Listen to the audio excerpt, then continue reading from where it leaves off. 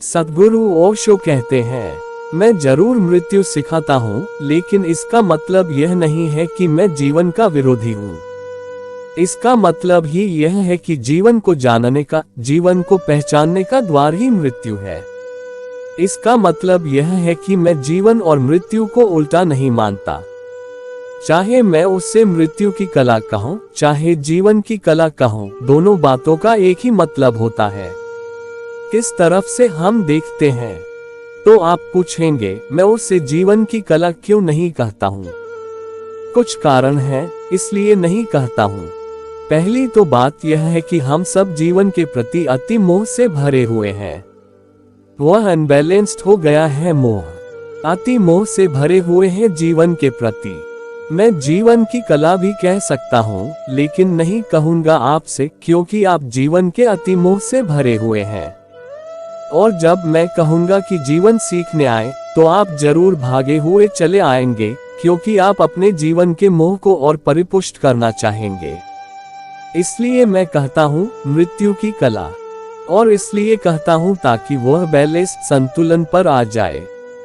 आप मरना सीख लें तो जीवन और मृत्यु बराबर खड़े हो जाएं, दाएं और बाएं पैर बन जाएं। तो आप परम जीवन को उपलब्ध हो जाएंगे। परम जीवन में न जन्म है न मृत्यु है, लेकिन परम जीवन के दोनों पैर हैं, जिनको हम जन्म कहते हैं और मृत्यु कहते हैं।